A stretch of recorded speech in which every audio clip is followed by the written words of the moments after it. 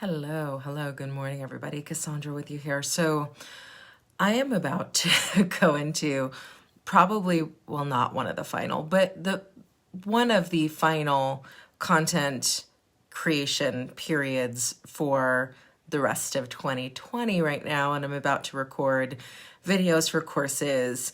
And I had this thought, and it's a thought that I've been thinking about all year, but for some reason, well, I know the reason, but for a very clear reason, it is something that I'm implementing for myself starting today, and it's going to be the theme for 2021 for me, all of 2021.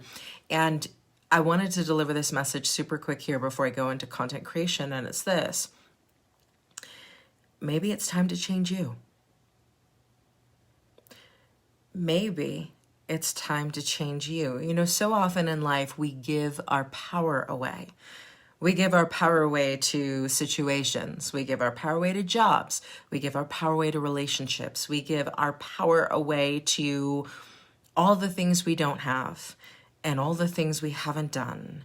And we give our power away to the houses we live in. We give our power away to the location of where we live, right? When you say things like, I hate where I live and that's why I'm unhappy, you are giving your power away to the city you live in. Just think about that. When you say, I hate the body that I live in, I need to lose this weight, you are giving the power of your soul away to a body that you know for sure at some point is going away. When you say, man, if I just had a degree, I'd be making so much more money. Well, you are giving your power away to a piece of paper that, trust me, once you get it, won't mean a whole lot.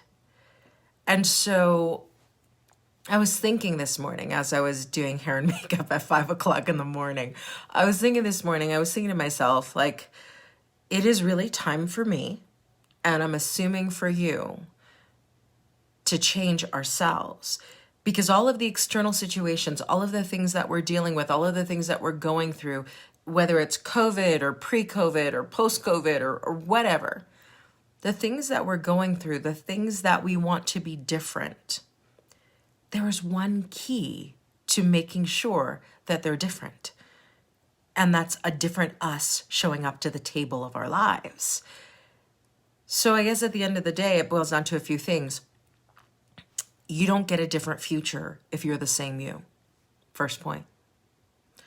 Let me say that again. You don't get a different future if you're the same you. If the you that showed up to life 5 years ago, if the you that made certain decisions 5 years ago is continuing to make the same decisions today, it is leading you to a future that is exactly the same. And there's power in owning that. That's not a time to, if you realize that you've been, a hamster on a hamster wheel, if you've been living Groundhog's Day, this is not the time to feel guilt or shame or blame or any of that stuff. This is the time to take extreme ownership, as the book title says. Extreme ownership, where you say, you know what? Everything in my life I have allowed, I have tolerated, I have accepted, and in fact, I've embraced. And yes, I could feel guilt about it. I could feel shame about it. I could blame it. I could say, you know better, So that's a lot of my inner dialogue that happens. You know better. Like, do better because you know better. But that kind of judgment and that kind of criticism is not going to move you into a next level version of you. You know what's going to move you into a next level version of you?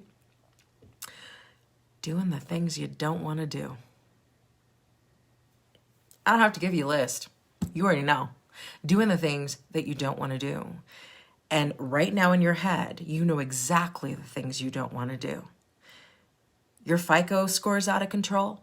Your debt to income ratio is too high. You know what you got to do. Create a budget and stick to it. Not fun. Not sexy. But real. You want to lose the weight because you just ate Thanksgiving dinner and you've been eating like it's been Thanksgiving for the whole year. COVID eating. And you've packed on the pounds, well, join the club. You know what you need to do. Clean eating, movement, proper sleep, proper hydration. It's very, very simple.